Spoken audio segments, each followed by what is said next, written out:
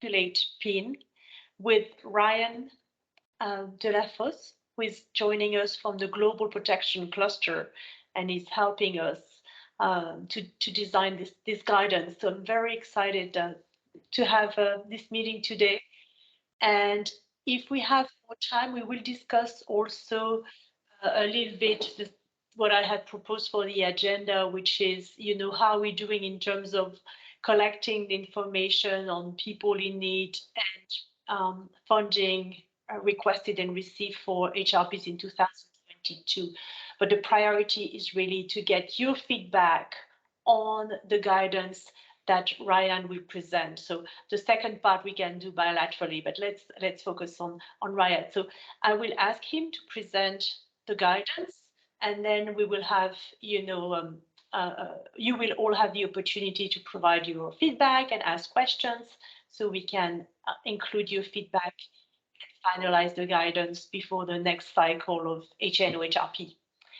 So I wanted also to say that Daniela is going to record the meeting. So I think, Daniela, if you could just Yeah, start it a started. recording. It started. That's what I'll do is I'll ask people to briefly introduce themselves so we know who is in the call. So maybe I'll start with you, Amani. Thank you, Crystal. Hi, all. Thank you for coming here. My name is Amani, and I am Crystal's intern in the Humanitarian Affairs here in UNMAS Geneva. Thank you. Thank you, Amani. And let's go over to Francesca. Hi, Crystal. Hi, everybody. This is Francesca. I'm the Syria Mine Action AR coordinator. And I'm gonna apologize in advance. I'll be in and out this call as I'm attending a OCHA workshop precisely discussing HNO HRP. So I'll be a bit in and out. Okay, thank you. Over to Jacob. Jacob, good to see you. Where are you these days?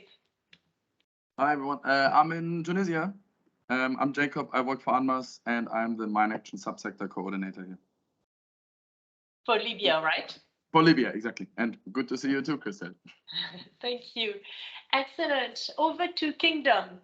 Kingdom, can you introduce yourself, please?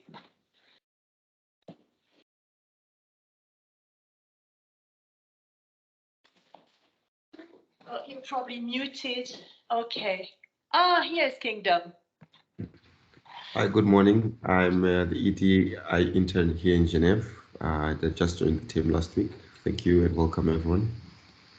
Thank you. And Kingdom will focus on the equality, diversity, inclusion part of our mandate or work plan. Excellent. Thank you. Let's go to Mahmouda. Hi, everyone. My name is Mahmouda Tankwano. I'm Public Information Intern. Thank you. Thank you very much. And now over to Miriam. Hello, everyone. I'm together with Amani, also an intern under Christelle here in the Geneva office for humanitarian affairs. Excellent. Thank you so much. Now going to Ryan. I'm just following the list. Ryan. Sure. Hi, everyone. My name is Ryan Arias de la Foz. I am a global IMO with the Global Protection Cluster, seconded from IMAP. Thank you, Ryan. And let's go to Stefan Keller, please. If you could introduce yourself. Hello, my name is Stefan Keller. I'm officer for Sudan. Thank you very much, Stefan. And I think we're staying in Sudan with Ali. Ali, are you still in Sudan? Yes, good morning, everybody. I'm Ali Ibrahim from Sudan. I'm the Mine Action Subsector Coordinator. And I have with me here my colleague, Azza. Azza, do you want to? This is Azza from Sudan office. Thank you. Thank you, Azza. And I see Alice as well. Is Alice also in Sudan?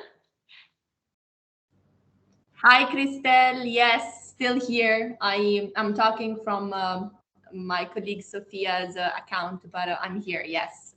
Thank you. Hello to everybody. Hi, hello to everybody. Excellent. All right, let's go to Ban in probably Iraq, right? Hello, yes, Christel Ban from Mine Action Subcluster in Iraq. Thank you. Thank you, Ban. Welcome. And Bashar, if you could introduce yourself, please, Bashar. Hello, everyone. I am Bashar, working with UNMAS. Actually, I joined UNMAS 3 weeks ago, just from working in Palestine. Excellent. Welcome. Over to Catherine Denbey.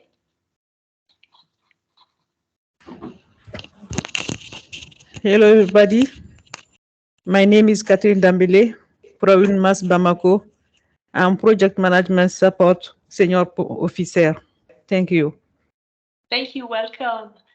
Over to Efiz or Efize. I'm sorry if I mispronounce your name. Hello, guys. I'm working for the UNOPS PC IMAT. Thanks. Excellent. Welcome. Let's go to Hannah.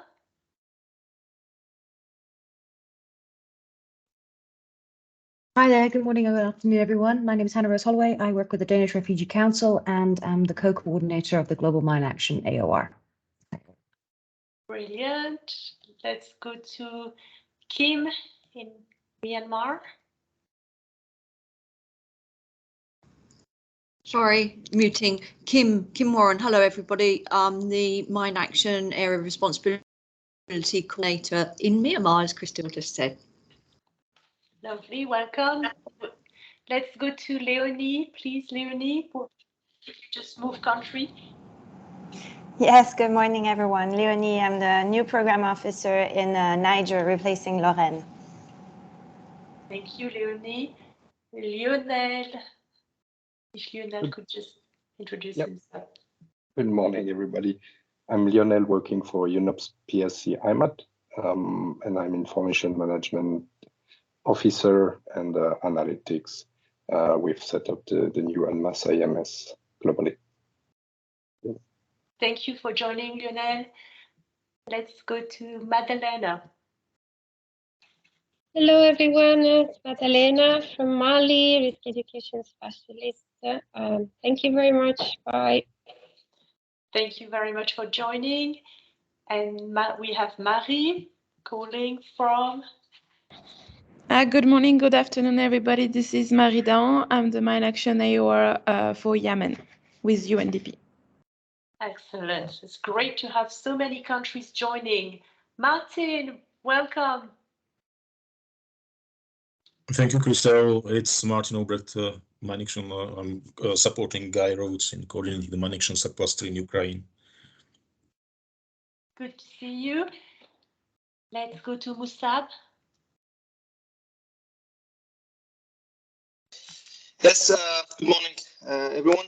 This is Musab on database associate on UNMAS Libya. Nice to meet you, everyone. Thank you very much. Let's go to Nana. And hi, everyone. This is Nana. I'm an associate program officer for the DRC and focal point for the coordination of the Mine Action AOR in support to the National Mine Action Center. thank you very much. Next on the list is Nora. Hello, Nora. Hi, everybody. I'm Nora. I'm the AR coordinator for Mali. Voila.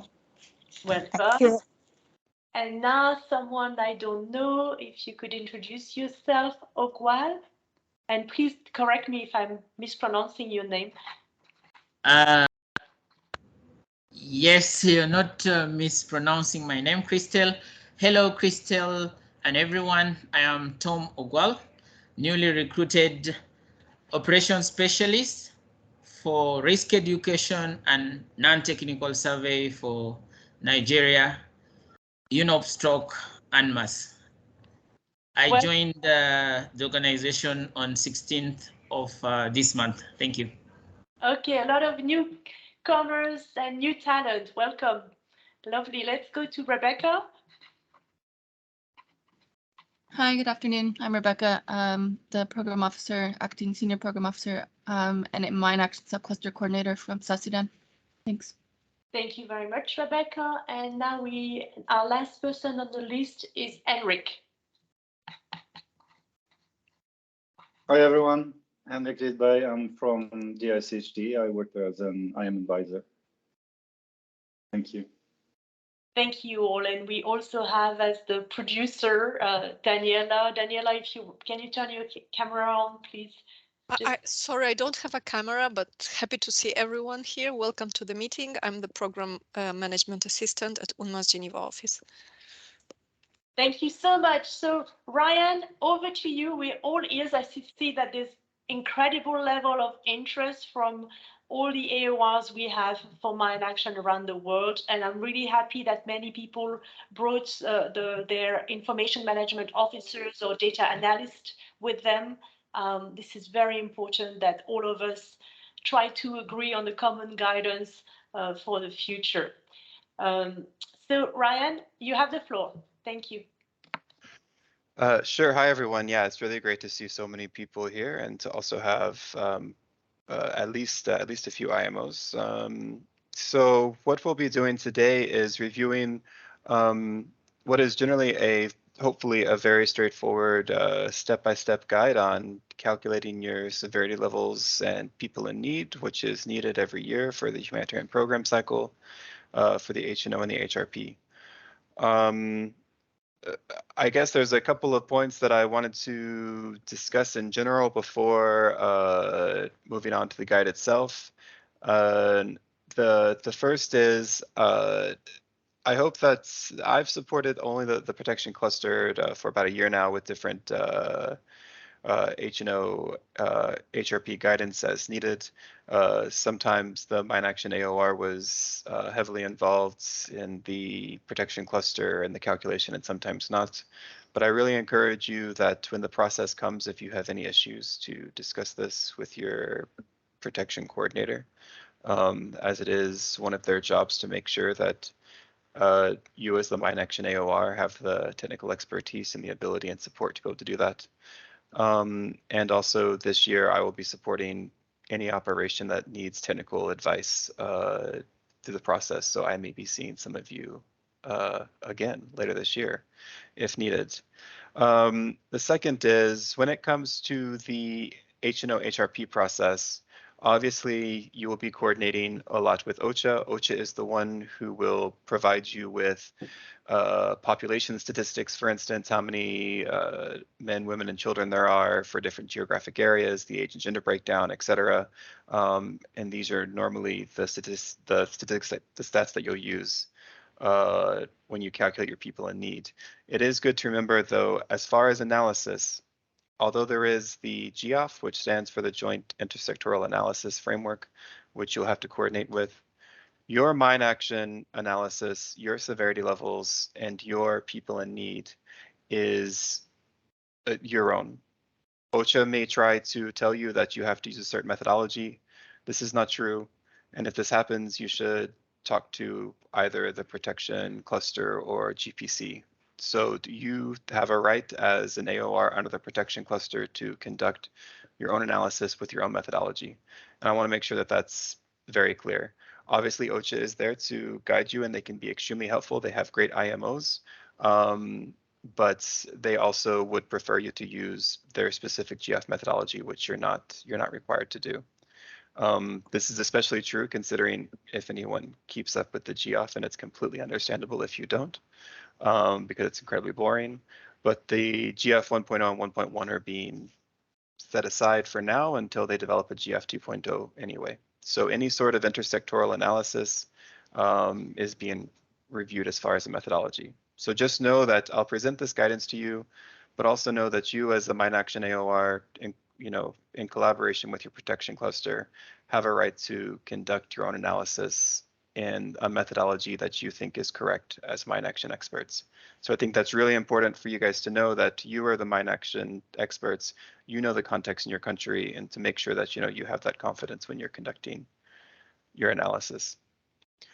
So to take that, I guess, to take a step back, so I've created kind of a guidance that is supposed to be how you calculate your PiN in 3 steps. I'll make it incredibly basic because I know not everyone here is IMOs, and the vast majority of you probably will not be doing the calculation. If you are lucky enough to have an IMO either in your AOR or in the protection cluster, not all do, they will be running these calculations themselves, but hopefully this guidance can help them as well. But I hope that showing you how this is done at a very high, in general level will help you understand the process behind it. So what I'm going to do is I'll share my screen, and it's an Excel spreadsheet, but please don't freak out. It's okay. And we'll go through it. It'll be quite quick. It'll be quite quick, and then we can review, I guess, kind of what your thoughts on it are, and if there's anything you'd like to see more. But please remember, so for those who haven't seen what Christelle has shared, I have an Excel spreadsheet, but I also have a Word document. So these things go hand in hand. Each step in the Word document corresponds to a specific tab in this Excel spreadsheet. And in that Word document, there are also resources for more in-depth and complex methodology. So this is meant to be very high level, very basic. And then IMOs, for instance, who need more specific information or more in-depth methodology, there are tons of resources online, most through the GPC, that can help them do that. But just to kind of go over in general, what we're going to go over is finding your list of indicators and their severity levels, how you then calculate your indicators, how you create your initial or final severity that is then presented to a joint analysis workshop and finalized. And then after that, how you determine your severity thresholds, which then calculate your PiN. It's really straightforward. And yeah, we can get started. So one second, I'm going to close my window because apparently there's just construction all the time. One second.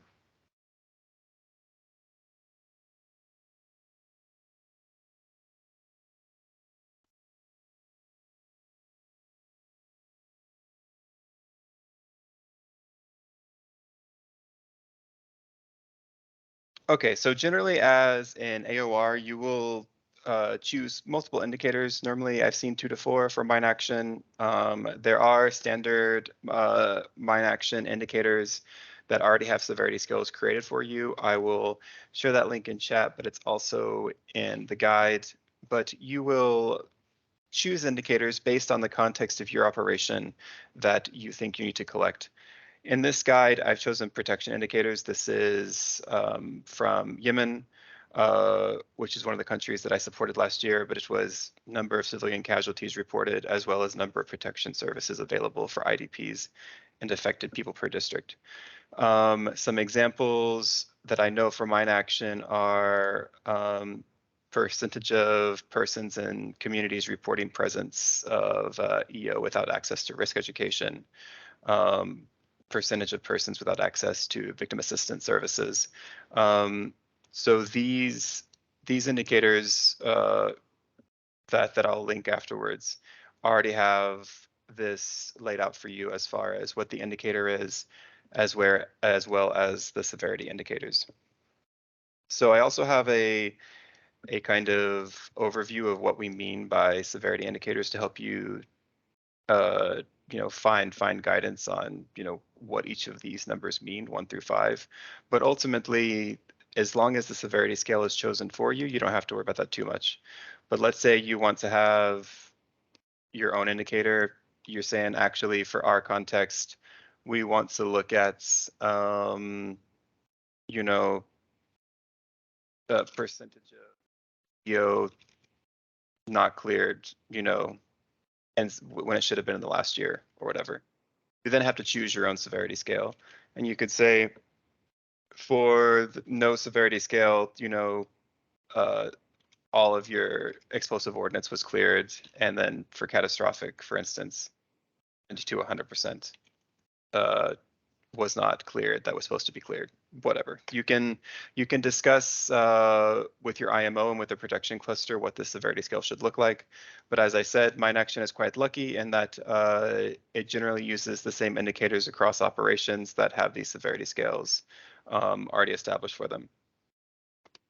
But just to go really quick through the next couple of tabs, I have my couple of indicators. I have my severity scales, and it's important, of course, that you choose indicators that you actually have data for, obviously. But with mine action information systems, you should know what data you have available in your operation. So I know that I have data for these two indicators. I have my severity scale, and then I will, you or your IMO will then simply calculate that severity. So here you can see for the first indicator, I have my geographic areas that go down to the district. And then I simply create a formula for whatever I need to calculate this severity. And I do the same for the second indicator. So what you'll do is you'll calculate your indicator for, or you calculate your severity level for each indicator by geographic area. What happens after that is you will take the severity level for each indicator by geographic area here. You'll put them together, and then there's different methodologies for how to find the correct severity level. I normally average them because an important step of this is not your final severity level. What this is meant to do is give you a general sense of what the severity level is, because this will be reviewed by yourself as the coordinator of the AOR and also with the protection cluster. So you can generally, if you have, let's say 3, 4, 5 indicators, just take the average of these indicators for each geographic area. And then what you'll do afterwards is you may, during the joint analysis workshop, you'll create a new column here, and you will go through and say, the governorate of Ib or Abyan is generally more or less severe than what this comes out to the indicators, or this is accurate, and you kind of verify your results using your own expert judgment. So after that, you'll have your final severity levels by district or by whatever administrative area you need to, which is normally determined by OCHA anyway. And once again, these geographic areas and P codes are also provided by OCHA when you have to calculate this. So the next step is, after you have your severity levels, you determine what's called a severity threshold. And this is ultimately how you determine your people in need. What you will do is break down your affected population groups. So depending on your context, once again, this can be completely different. You may have IDPs, you may have refugees, you may have host communities, you may have populations that are not a host community. I've seen also special affected population groups out here, such as migrants. Let's say for the HNO, you only have to report on refugees in camp, refugees out of camp, and host communities. But perhaps for your specific, context, migrants pass through areas that have explosive ordnance. You may want to add on an extra population group of migrants. So you identify the affected population groups that you want to create a people in need for. After that, what you'll do is you will create what's called a severity threshold. The idea is each affected population group will have a higher or lower percentage as people in need of mine action services, depending on this group. So let's say IDPs. Can you hold on 1 second? There are comments in the chat. Sure. Put zoom in so people can see what's on the screen. It's hard to see. Sure, no problem. Sorry. And then I've seen a couple of colleagues have already put questions, and that's great. Feel free to put questions in the chat box, but we will just let Ryan finish presenting the whole methodology, and then we will go through your question and your feedback. Thanks. No, what I'll do, actually, thanks, Christelle. I've put the teams on part of my screen so I can see comments, so I can answer them. Okay, good. So yeah, I'll zoom in. Apologies, guys. So I already see a comment that's, where do we get the data to use for severity calculation? So I don't know whether you specifically mean the data for the indicators, or yeah, I assume, correct? Because in that case, it depends on what what data your operation has. So this is going to be dependent on your mine action information systems. So this is why it's important to choose indicators for data that you have. Obviously, as the mine action AOR, you would have to determine what data is available in your operation and what isn't. And then you would cross-reference that with normally a standard list of indicators, but if needed, you can also create an indicator if needed. I hope that answers the question. And if not, then we can review it again after I'm done presenting, if that works. So to just pick up on to determine your PiN percentage, let's normally you choose IDPs or refugees have a higher percentage simply because they have a higher vulnerability. Many ways when determining this percentage, I kind of go back to vulnerability frameworks.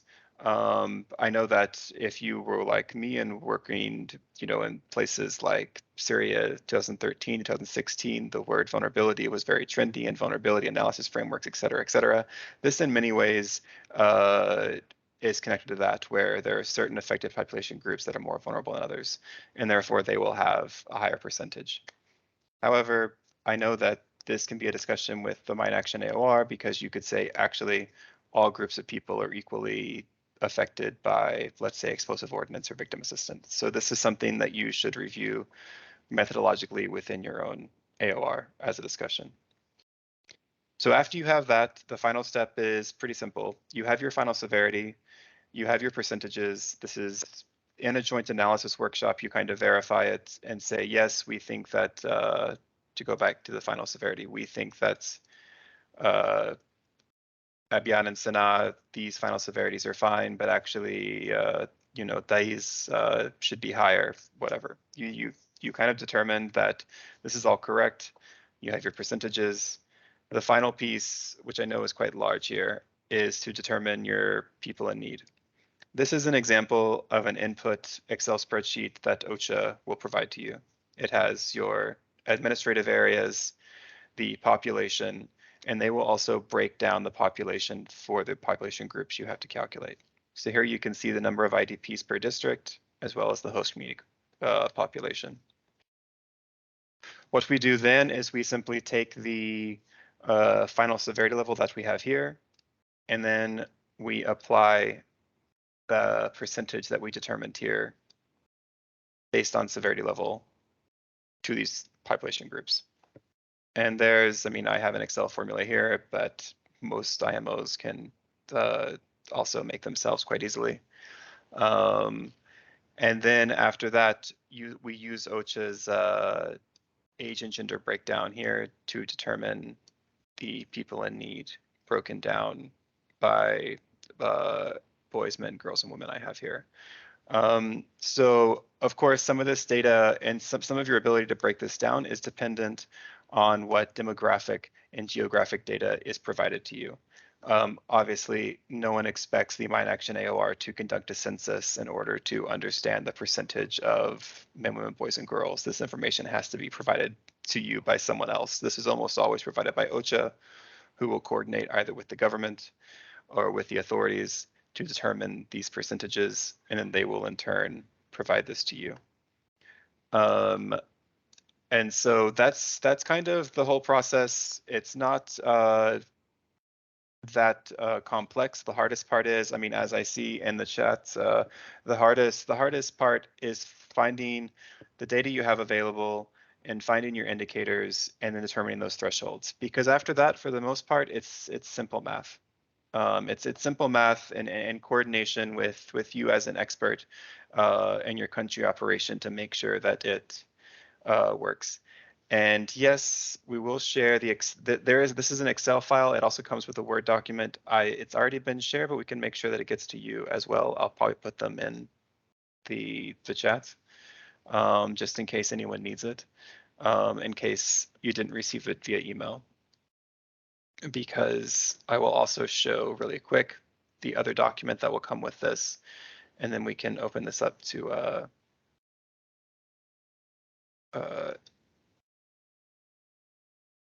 discussion.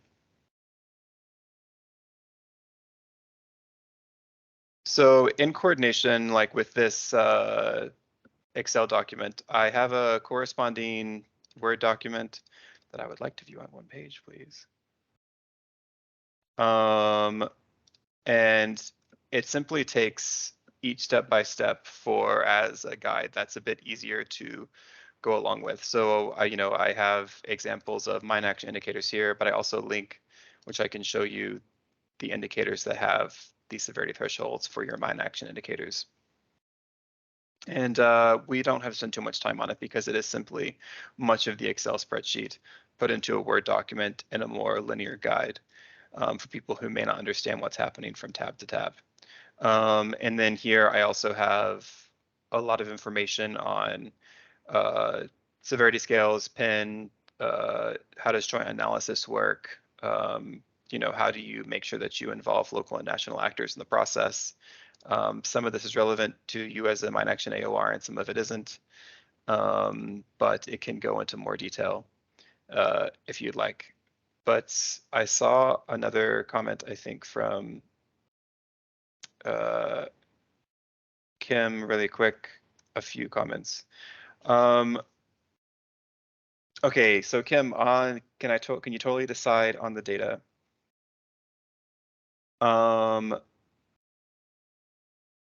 Okay, so Kim's first comment was, I can totally decide on the data, right? So if casualty data is not systematic and not likely to be accurate, can I use, for example, ACLED data set? And if we have very little data to determine indicators, any suggestions? So I think that's, Ryan, please answer, but then we can also open up to see if any colleagues have suggestion on that. Sure. So Kim, ACLED is a data set that I actually use very common. ACLED was used in Yemen for the HNO that I assisted with. I frequently use it because they break down by actor, by type of casualty, et cetera. So it's a really good data set. And so yes, I mean, to just open it up, I know that it can seem that you receive like a list of standard indicators. Like no, you don't have to use these standard indicators. They are there to guide you and to make your life easier. And in some context, it's possible, and some it's not. With mine action, I mean, it would help if the AOR would know more than myself whether these types of indicators you have data for them. So for instance, persons killed or injured by explosive ordnance by community, persons living or returning to areas with explosive ordnance contamination. You may have multiple sources of data for that. So let's say persons living or returning to areas with contamination. You may not have that exact data set, but maybe there is an IOM DTM that is showing movements of people, and you know which governorates, which districts, which admin areas have contamination. You can therefore create this indicator despite not having that exact data, if that makes sense, right? Because you know where people are moving.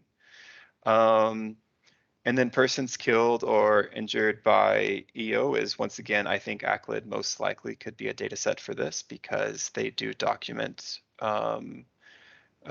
civilian or armed group casualties by ordnance. So yes, so you definitely have those options. It is about understanding what information you have available in your context and then kind of cross-referencing that with indicators. But yes, you are open to use data sets that you see fit.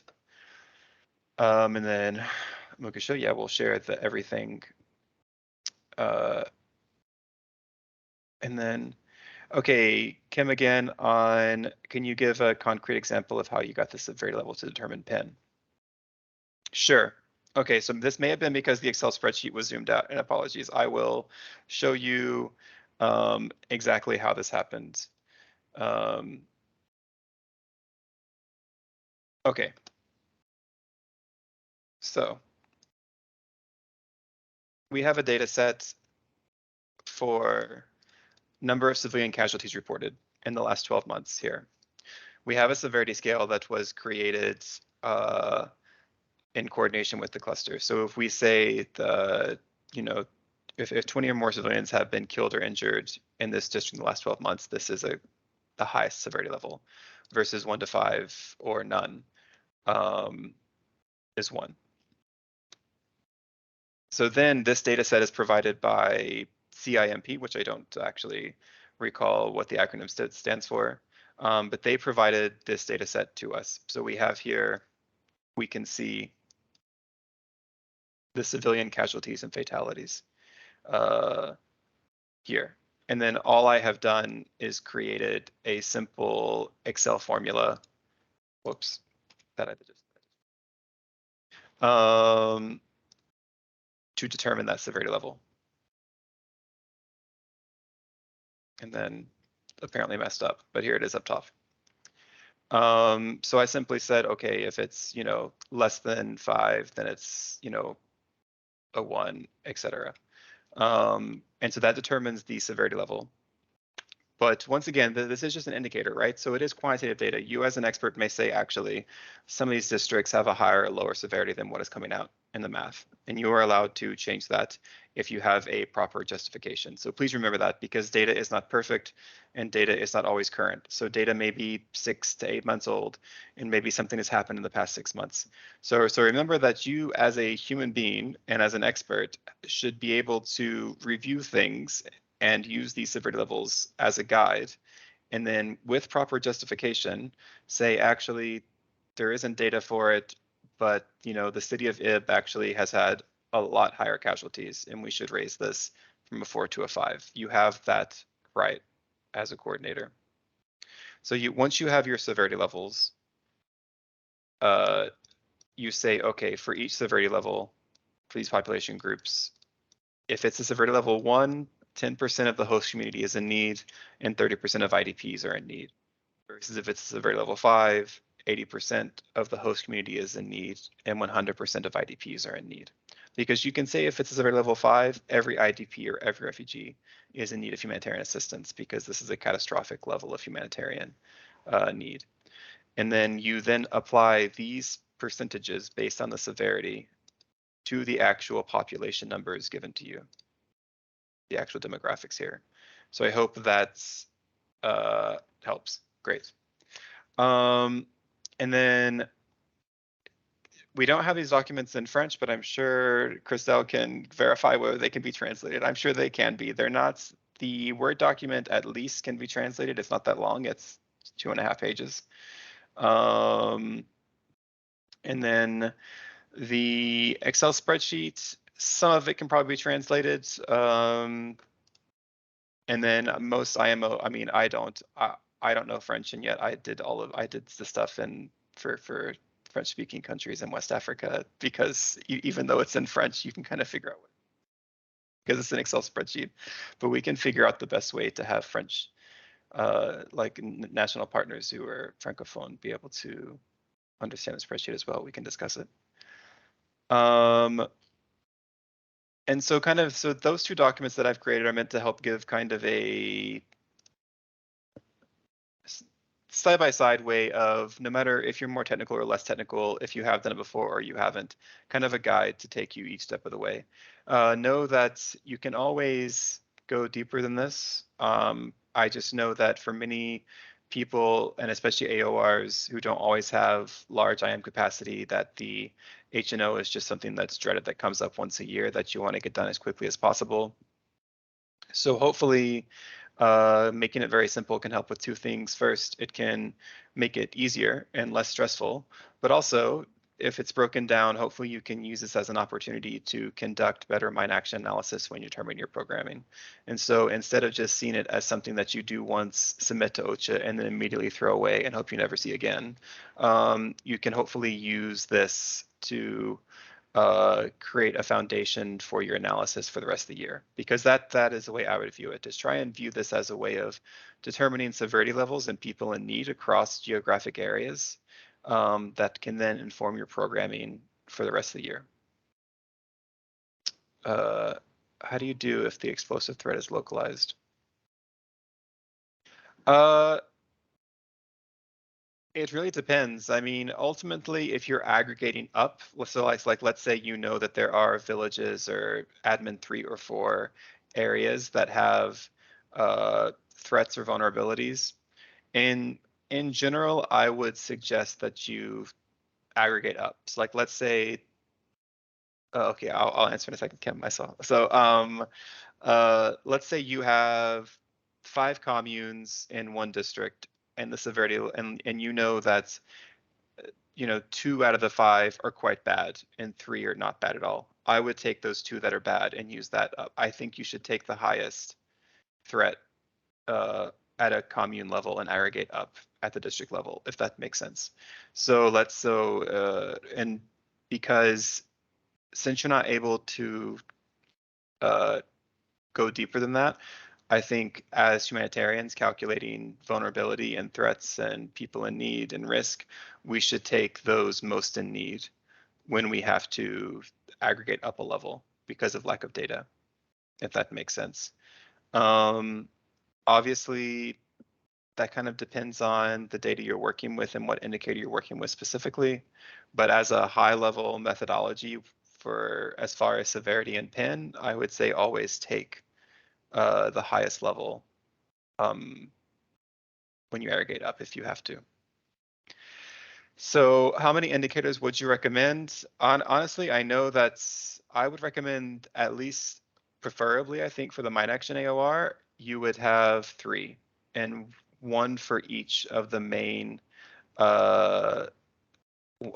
main parts of mine action, which is risk education. I would be lying if I remember them all, but I remember risk education, and there's 2 more. And it's kind of like subsections of the mine action AOR. Assistance and clearance. Exactly.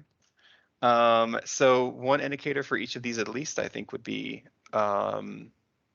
preferable, because that can then inform your programming as well. And I would also say at least 3, because in this, since you are taking the average, if you only have 2 and one of the indicators, for whatever reason, swings heavily in one direction of being very severe or not severe, this can really mess with your final severity when you take the average of it. And so having 3, 4 indicators helps smooth out anything odd happening when you look at your severity levels, which then makes it easier when you are kind of reviewing it for that final severity. Ryan, I see that Francesca has to leave. Francesca, I don't know if you have 3 minutes to explain what indicators you've been using to determine the severity in Syria before you leave. Do you mind sharing with us briefly? I'm looking for her name. I think she may have already left. I think she's already left. What a pity. Because, I mean, Syria is everything is like being bad in Syria. It's, I think 1 person in 2 is, at risk of contamination. So there they really have interesting ways of looking at the situation. Okay, so I see that Kim says, sorry to keep asking questions, but if we don't have any baseline or non-technical survey, how to determine, for example, severity of UXO present? Yeah, I mean, I would be interested to hear from, because I have never worked as an IMO within mine action itself. So I think maybe colleagues who work as, mine action on a global or technical data level would be able to give examples on the landscape of that. But yeah, unfortunately, we as humanitarians in general work in a very data scarce environment. We have a few people I think who want to share yeah, please. Their views. So I'll go to Marie first and then Ali. So Marie probably from the Yemen experience and Ali from the Sudan viewpoint. Thanks. Or other. Thank you, Christelle. So, for instance, in Yemen, we don't have a mapping or a non-technical survey for the country, especially in the north. So what we use this year for the severity and for the PiN first is we use the civilian casualties of landmines and ERW.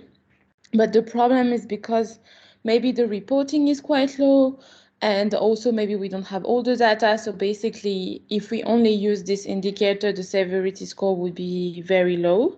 So what we're also trying to do, because I know that the Mine Action Global IO are communicated, indicators, like indicators for each country. We also use the indicator to try to see how mines can affect the access to basic services, let's say schools, markets, hospitals. So we try to combine these two indicators, but I know that getting data is very difficult. So when one indicator maybe is not enough, we try to find a link with Mine Action and also rely on other sectors who already have data to incorporate them in our analysis. Over. Thank you very much, Marie. Ali, you have the floor. Thank you. I just want to share my experience here in Sudan that in determining the severity, we use different factors. These factors including, we look first into the district or locality and how many hazardous areas that like covering that is that district. The other factor that is the incident or accident of landmines and EOs. So we see during a certain period of time, for example, for the past 2 years or past 3 years, like in 2019, I looked into 3 years back, but last year I looked into the past 2 years. So we look into the past 2 years and see how many accidents happen in that district. How many hazards in that district, how many accidents happen, how many people involved in these accidents, how frequent accidents are happening. So, and also the if there are any IDPs or refugees like passing through the district or having camps there or staying there. The other factor that also the number of populations according to the census. So we look into the number of population in that district and also assume how many people impacted. So based on that, we determine the severity. Then these are the factors. The criteria to determine the rank of the severity is we set in advance that, for example, if this number of accidents happen in that district, and this number of hazardous areas are there, and this, so we put a specific number of accidents, specific number of hazardous areas and the population. Then accordingly, we say if above this, that means is 5, the severity ranking is 5, and so on and so forth, and then down to 4 and 3 and 1. So these are the factors and the criteria that we use to determine the severity. Thank you. Thank you very much. Yes, thank you both for sharing your experiences. I mean, Ali gave a great experience in that, although this is step by step, remember that I tried to break it down in the most basic steps. So perhaps, you may have more analysis that takes place for you to determine your severity levels, and that's completely fine. This is meant to be kind of very basic breakdowns of, I don't know what we're doing, I don't know how to do this, and I need to get through this. And so, but if you have that capacity for greater analysis, then definitely use it, because this helps inform your programming with the HRP, and also when you apply for things like funding or discuss with authorities or donors. So it's very helpful. So I really liked as well the Yemen experience, and as well, like what Kim said, like proxy indicators are a possibility. It's quite interesting, and you can be perhaps quite clever with that as well. And then I saw, Kim, as well, you mentioned an MSNA. You should definitely take advantage of an MSNA if it's happening. I feel like lots of organizations do not.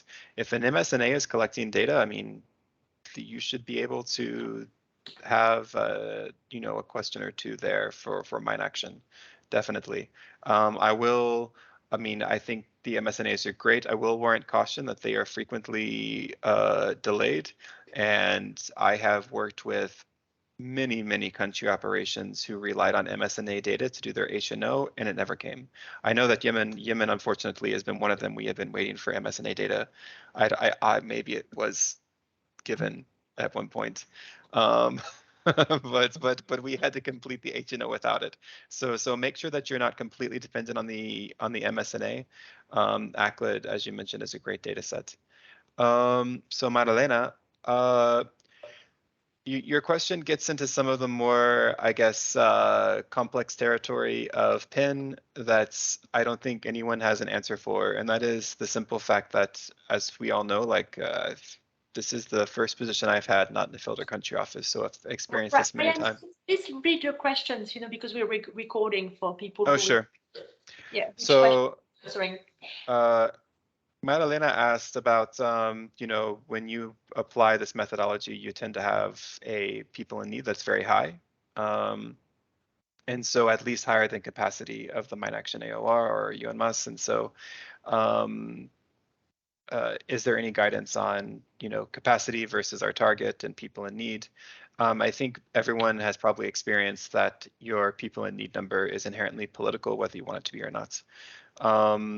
And this is something that I don't think is possible to, you know, stop. You can only mitigate it as much as possible. And we see this if we, let's say, apply a methodology correctly when it hasn't been applied correctly in the past, and the people in need or severity quickly changes heavily from the previous year. And, you know, the authorities or OCHA or donors ask, well, why is there suddenly 250,000 more or less people? You know, and this is a conflict or something that has lasted for 7 to 10 years, and you're telling me that 250,000 people have changed their humanitarian needs. I wish I had guidance for you, but it is unfortunately a coordination and political issue that unfortunately tends to have us arbitrarily reduce or increase severity levels in PiN because of those political needs. So happy to discuss, I guess, experiences from country operations as well and what they have done. Generally, we try and state that how our methodology has changed and how this has updated the number. As far as target based on capacity, you know, from a humanitarian needs standpoint, I think it's good to be as honest about the PiN as possible and as honest about your capacities as possible. And if there is a wide gap, you know, this goes to show the lack of funding or lack of capacity that needs to be solved. But of course, I'm speaking to this from an IMO perspective, not from a coordinator perspective. Obviously, coordinators and humanitarian affairs officers, et cetera, have concerns that kind of, you know, have those different priorities. And I sympathize, and I wish that I had an easy guidance on it, but I do not. Excellent. So I see that Jakob has his hand up, and then I will just talk to you a little bit about the indicators that we have developed for the GF. And I would really like the feedback from some of the colleagues, because we have 8, and I think it would be good if we can just say what are the 3 indicators. If we could agree on, like, let's just pick 3 and use them across the board, that would simplify things. I mean, but of course it's always a guidance and you choose, but if we can say, well, from, you know, the perspective of 18 global coordinators and IMOs, these are the 3 that are working the best, then let's go for it. But let me give the floor first to Jakob. Hi, thank you. My comment is more a comment than a question, but it probably may raise a bunch of questions, and it touches on a lot of things that you talked about. Ultimately, the political nature of the number. So because in Libya we have like there's extreme data paucity. The data we get is very poor. There's very little data we can get. For most areas we can get no data and so on. So we did follow exactly the process that you had. The issue with that is that it gives the pretense of being this scientific, neutral, objective number, whereas in fact it's not at all, because there's a lot of opinion that comes in at one point or the other. So for example, setting when severity 1 ends and where severity 2 starts and so on, this is not scientific. This is entirely arbitrary. And a lot of times this gets done after the fact. So for example, we calculated it according to one severity scale we had. Then OCHA says, well, you have double the amount of the intersectoral target, so this is way too much. Can you please adjust your severity levels? Which we did.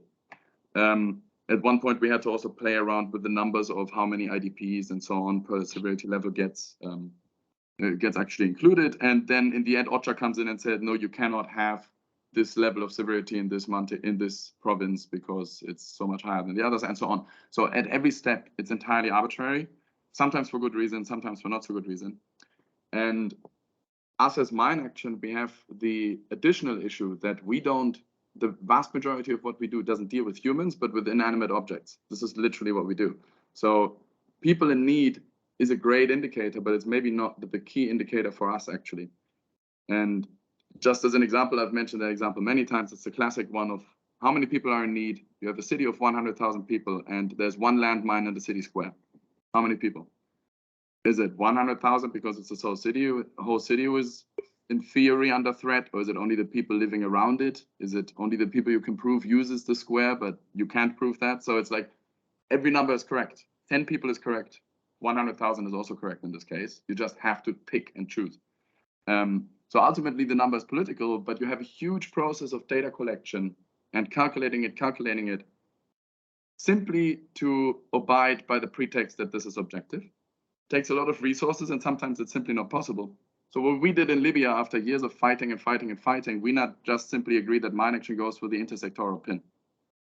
And this number is not wrong or right. It's just simply a number that OCHA can use. And it's not better or worse than anything we could have calculated ourselves. But it saves a lot of time and resources. So, thanks. Thank you very much. And perhaps I'll ask a comment on the capping. At the global level, we've been doing advocacy, especially with the Global Protection Cluster, towards OCHA to make sure that humanitarian coordinators do not cap how much we ask and that we don't cap PiN as a result of saying, well, we cannot ask so much, so let's change our methodology so we have a smaller number of people in need, and we are really anti that. We want to try to be as accurate as possible as to who is in need of Mine Action. Can I just react to that very quickly? Yeah. Because at the end of the day, as I said before, I think there is no right answer to how many people are in need. I mean, there may be few cases where it's very localized and you have like one town, for example, then you take the whole town. But in most cases where there has been a countrywide conflict, there is no correct number of how many people are in need. So, and a lot of times it was really the fact that OCHA, we had like 1.6 million people in need according to the calculation. And OCHA is like, well, the intersectoral PiN of all the others together is 800,000. So kind of looks odd. And they are right. And I didn't have any position to argue, well, but that's what we calculated because it's not a real number. It's a believable number, but it's not a real number. So we resorted to simply finding the best intermediate way. We got still a very high number of people in need because we believe this is true. The highest of all the sectors, in fact, because it was the intersectoral one. But we still cut it down. So sometimes I think, because I agree, when OCHA comes in and gives you caps and says you can't do this because it's entirely political, it's really bad, especially when it comes to funding. But sometimes for numbers like the PiN, I think there is no objective truth, so we can compromise occasionally on this one. And intersectoral was a great compromise for us. Okay, thanks, I'm done. Cheers. No, thanks very much.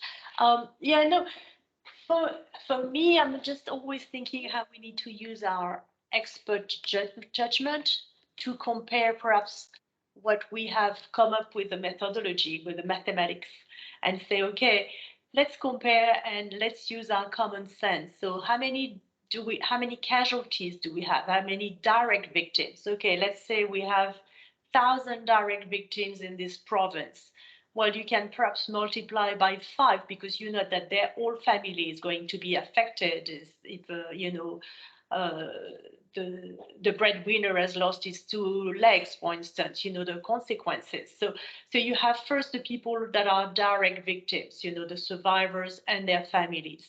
Then you have the people who live near the contamination, and there, you know, you got I think the mine action colleagues have a lot of information about where is the contamination. I mean, there's different ways of looking at that, but we can give some good estimates as to, you know, where is the contamination and where are the people who live nearby. Now, what's I think perhaps the hardest part, and these people will be people in need. Now you have to decide, okay, how close do they live to the contamination to be part of our PiN? And then you have the third group, and this one is the more unpredictable and needs us to imagine what's going to happen, is the people who are going to travel through zones that are contaminated. And that can be related to, you know, an exacerbation of the conflict in one area that caused many people to you know, travel to another province. And this is about, you know, a little bit, I guess, guessing or anticipating what might happen. But let me show you those indicators that we had prepared. While you bring them up, I mean, I can respond to Jakob as well. I mean, yeah, I definitely sympathize with the situation that it is, and I mean, I hope no one from GPC watches this recording too in depth. But I mean, yes, there is an element of the emperor's wears no clothes, right? Where we all kind of put these indicators in a black box, and what comes out we then use as numbers that, you know, aren't necessarily completely you know, accurate of the truth. And most people who have done the H&O process have seen this like movement of severity levels or percentages to create a PiN that is like politically you know, acceptable for OCHA. And so yes, I agree that this is, you know, an unfortunate reality of kind of how this process is, especially when these are numbers that are then used as if they're quantitatively, you know, correct. And you know, as you know, my background is in machine learning and computer engineering, so I think a lot about human bias and methodology and how, you know, how we, you know, use these numbers that are then, you know, used as truth. And there isn't necessarily a great answer on it. I mean, for me personally, as a person, not as someone who works at GPC, I've just come to accept that, you know, such a large system needs some way to be able to have points of reference to carry on their programming and funding.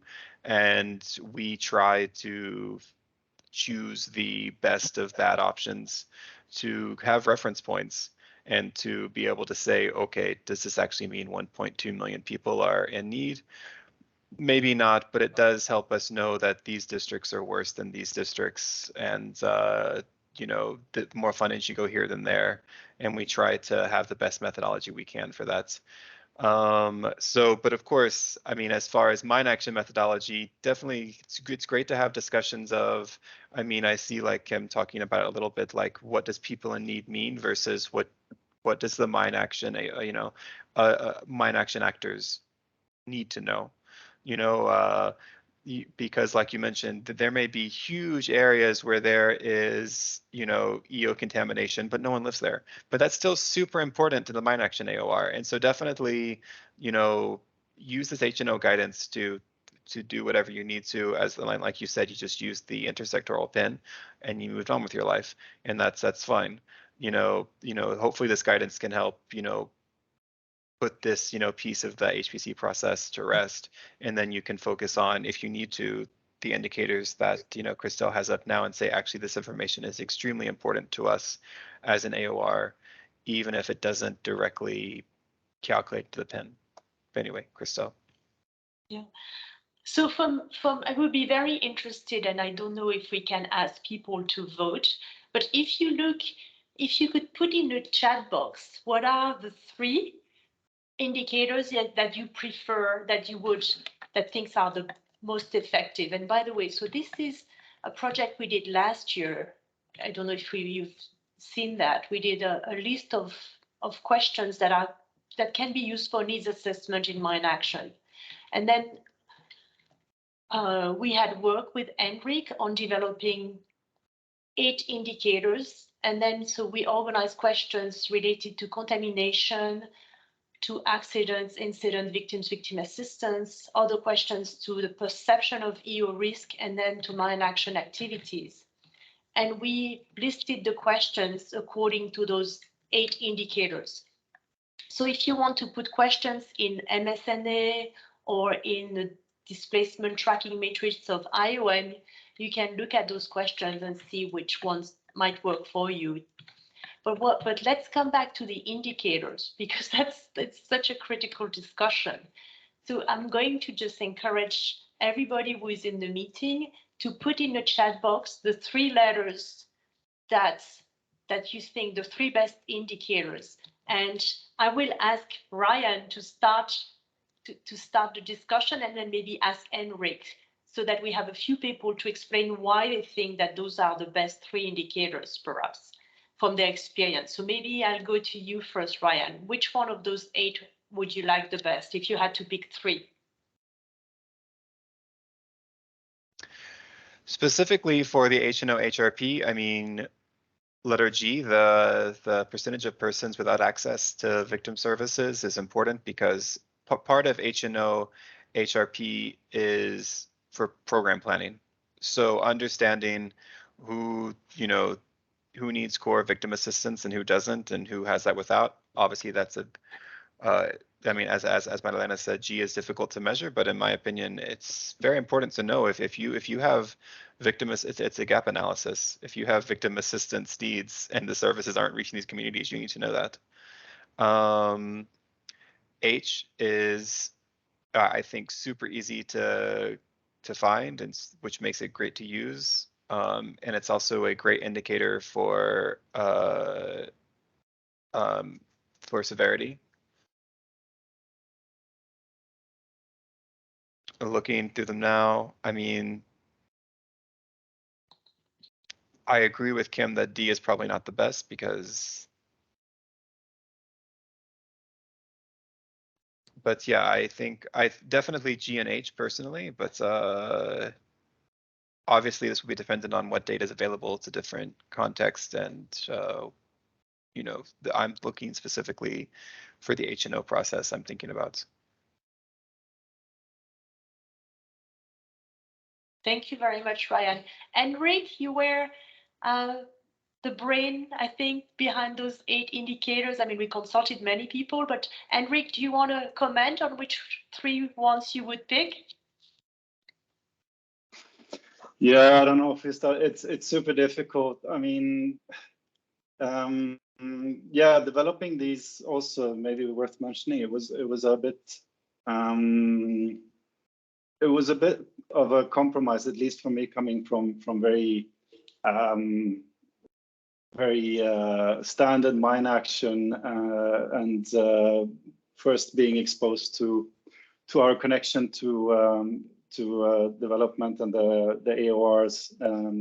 So, I mean, I tend to stick with the traditional hard facts that we can sort of collect numbers on, and there's a small conflict with, like Ryan mentioned, the D, the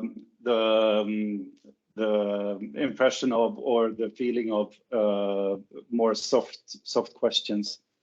So I don't know if I'm making sense, but I do like the 2 Ryan mentioned, but also F, maybe, if we have data on it. After that, it's also a question of what's available. Like you said, we tried to map things to questions, but we also tried to map things to available data sources, or reliably available data sources. And at least what I discovered and didn't expect is that the partners that have the data in this framework varies very much from program to program and country to country. So it's not as easy to say that one organization will always have these data sets that you need as input. Brilliant. Thank you very much. This is excellent to hear different viewpoints.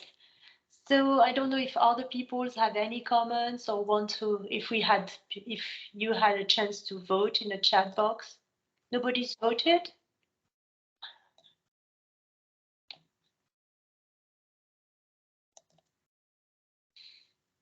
Okay, Amani, you have a question or comment. You have the floor, please. Yes, thank you, Crystal. I actually wanted to take this chance to speak to all the coordinators that we're working with, because I'm working on filling up the numbers from the HRPs, and I would really appreciate if you can fill up the numbers in this form that Ryan has already made, just for us by the end of May to have the numbers, and then we can start planning for each country separately. Thank you very much. Okay, Amani, it was a little hard to understand what you were saying, but is it the document that you shared in a chat box that you're referring to? I did, yeah. Yes. Okay, so I can definitely. So if you can just repeat, and if you could speak. Yes. Let me see if I can share it. So basically, this form here that Ryan has made, what we actually need is these lines that are in dark gray. If you have them individually, would be great. Otherwise, you can, if you move to the very end, you will have the total PIN for each country. And then here, you will have also the totals in dark blue for each country, people targeted by MAORs. And then here will be the numbers of beneficiaries. You can put them up here, and then the funding, which is the most thing that I don't have. I want the funding requested and the funding received for each country here. Some are already filled and some are not. So it would be great if you confirm the ones that are already filled, and if they're empty, fill them up. Thank you. And what is the deadline, Amani, for people to put the data in? Would be Friday. I think it's, let me just confirm the dates.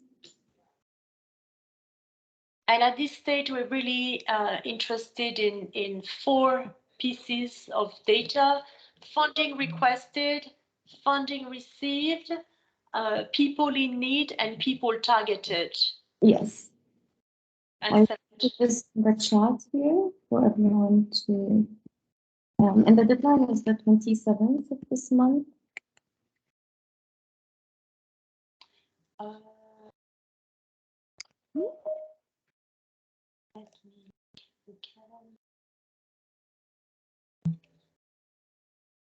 Yeah, we really need this data to prepare, what we're going to present at the thermometer event that the Global Protection Cluster is organizing with donors in the second half of June. And so so we'll give you until Monday, until the 30th of May.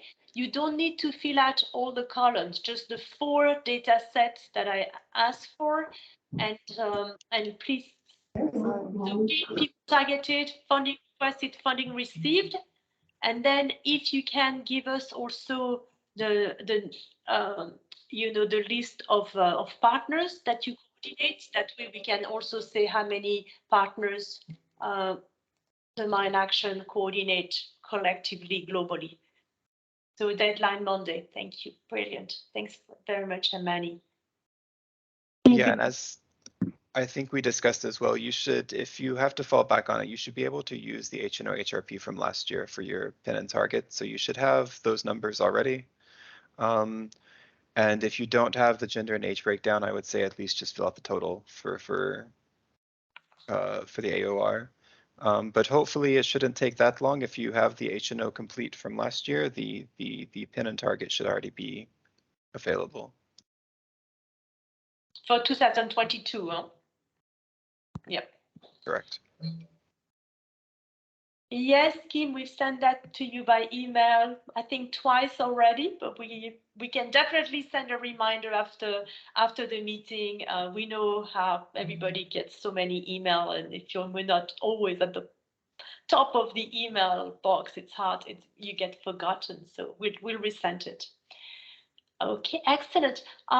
Look, I really would like people to, engage, comment on the guidance. Are you okay with what Brian has presented? Do you want to suggest changes, or does that work for you? Will you be able to use it for the next cycle?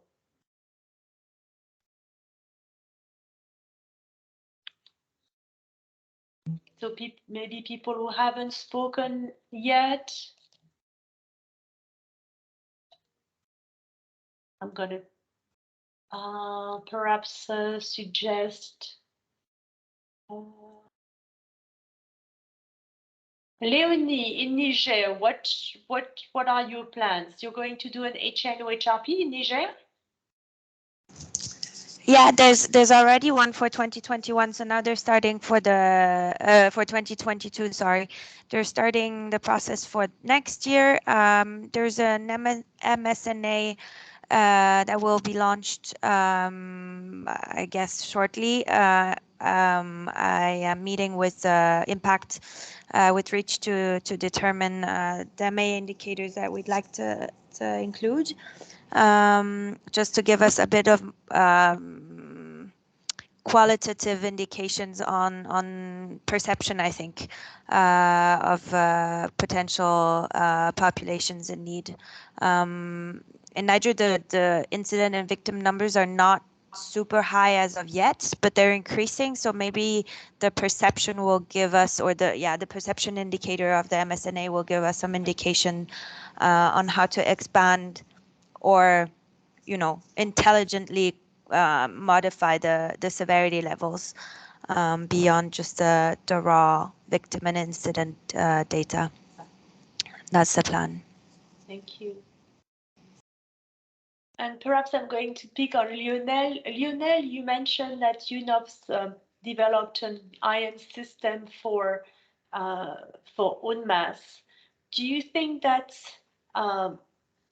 with the data that UNMAS is already collecting through the system, we will be able to calculate the severity and PIN number more easily? Do you want to comment on it, Lionel, or?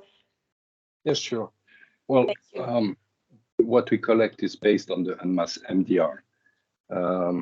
And these UNMAS MDR are directly coming from the IMAS MDR, in fact, from IMAS. So we do try to. Yeah, sorry, I forgot. What is MDR? The minimum data requirement. Oh yes, of course, yeah. Yeah. So for all 19 implementations,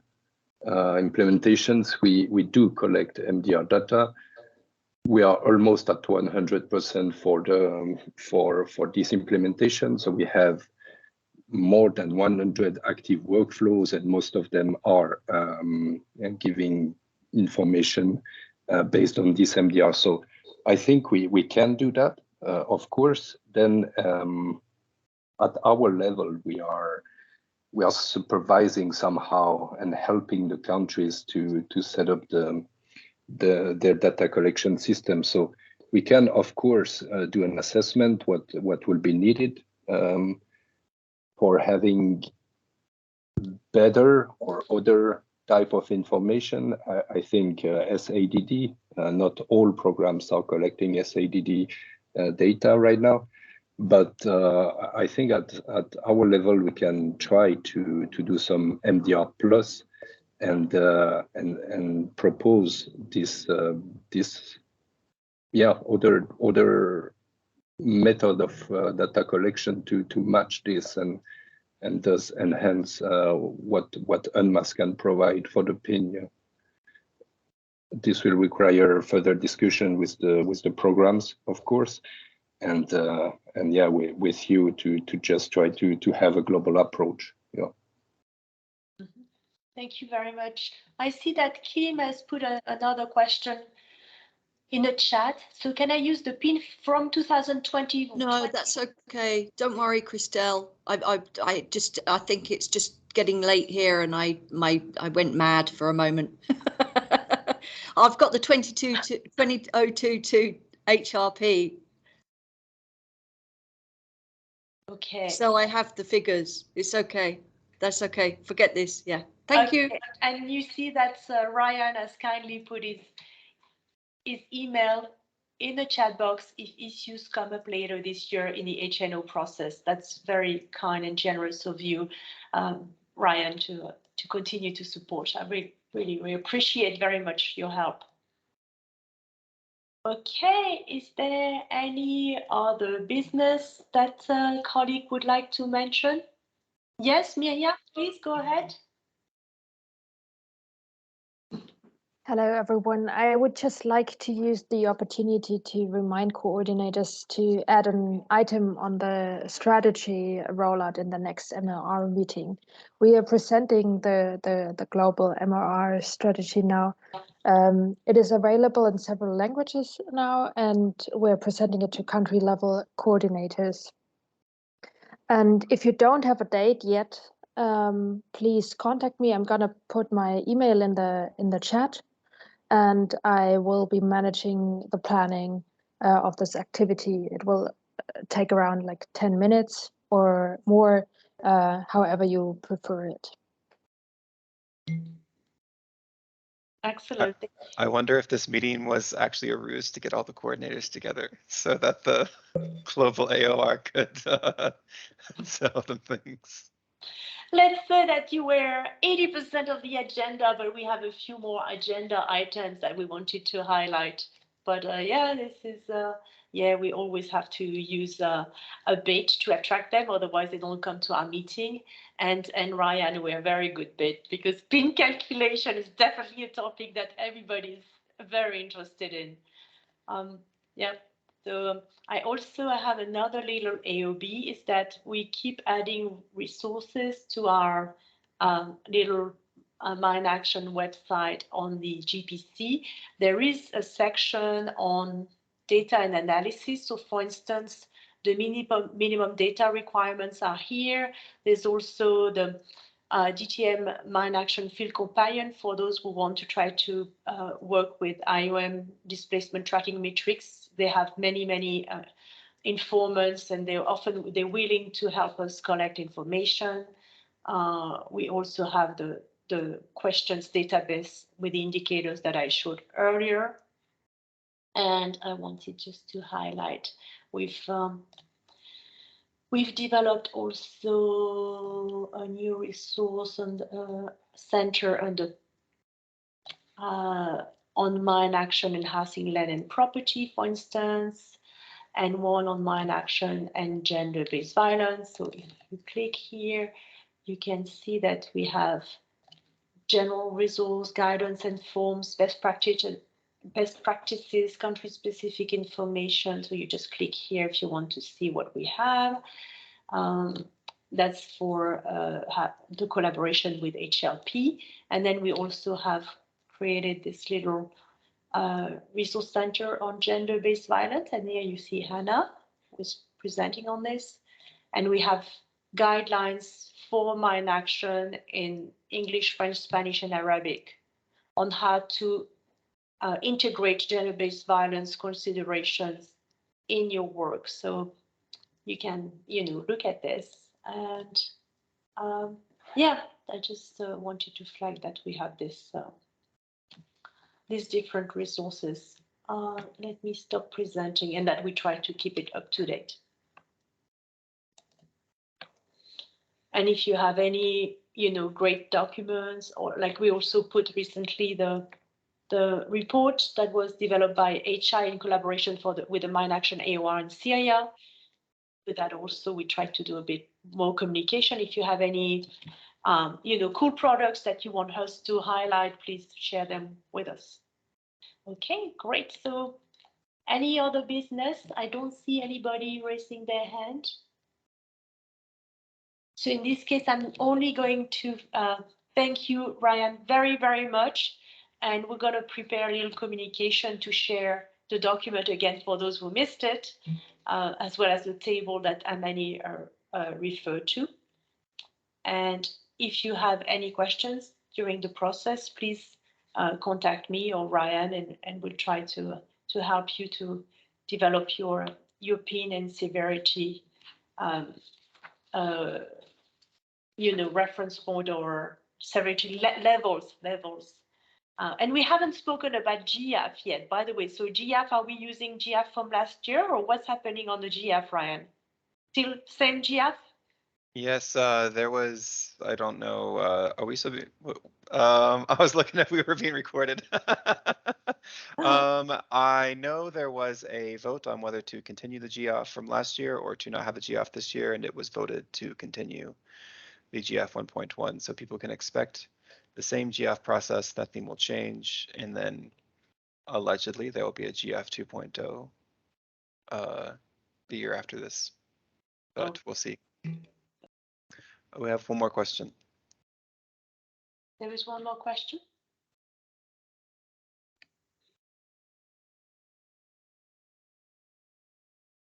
Go ahead. Ugisho, you have the floor, please. No, you can choose your own indicators. Thank you. Yeah, just want to know if we have the use of GF indicator is mandatory, or we can use other indicators.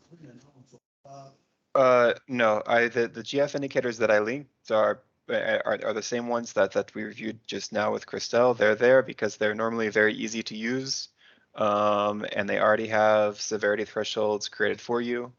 But if there is something else that you have data for that you think is useful, you can use that. You're not required to use only GF indicators, definitely not. Okay, thank you. Okay. Excellent. So I think we've exhausted the questions. Thank you all very much for participating. I hope you found the meeting useful, and we'll be in touch. Bye-bye. Thanks, everyone. Have a good day. Thank you. Thank you. Bye. Bye.